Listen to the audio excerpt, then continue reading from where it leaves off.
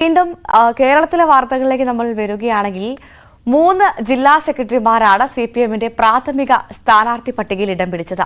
തിരുവനന്തപുരം ജില്ലാ secretary V Joy, Kannur ജില്ലാ secretary M P Jayarajan, Kasaragod ജില്ലാ സെക്രട്ടറി എം പി ബാലകൃഷ്ണൻ എന്നിവരാണ് പട്ടികയിലുള്ളത്.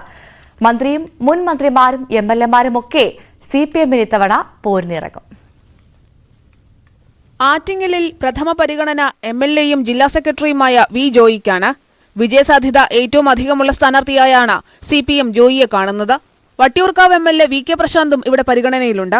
പക്ഷേ പ്രശാന്ത് മാറിയാൽ വട്ടിയൂർക്കാവ് നഷ്ടപ്പെടുമോ എന്ന ആശങ്ക നേതൃത്വത്തിൽ ശക്തമാണ്. കണ്ണൂർ മണ്ഡലത്തിലാണ് ജില്ലാ സെക്രട്ടറി എം പി ജയരാജന്റെ പേരുള്ളത്.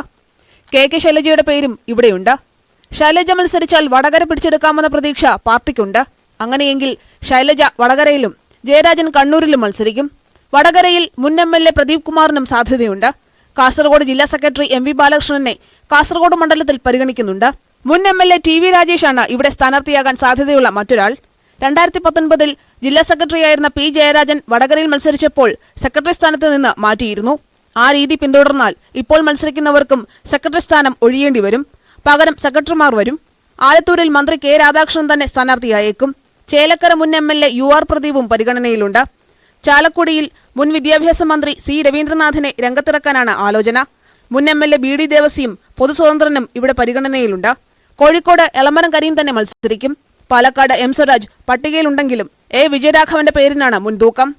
ആലപ്പുഴയിൽ sitting M P A M ആരിഫും പത്തനംതിട്ടയിൽ മുൻ മന്ത്രി തോമസ് ഐസക്കും സ്ഥാനാർത്ഥികളാകും.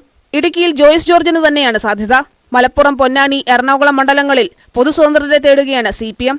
പൊന്നാനിയിൽ കെ ടി ജലീൽ എംഎൽഎയുടെ പേര് പരിഗണനയിലുണ്ടെങ്കിലും പ്രാദേശിക നേതൃത്വത്തിന് ജലീലിനോട് അത്ര താൽപര്യമില്ലെന്നാണ് സൂചന. കൊല്ലത്ത് സി എസ് സുജാതയ്ക്കൊപ്പം ഐഷ പോറ്റിയും പരിഗണനാ പട്ടികയിലുണ്ട്. ന്യൂസ് 18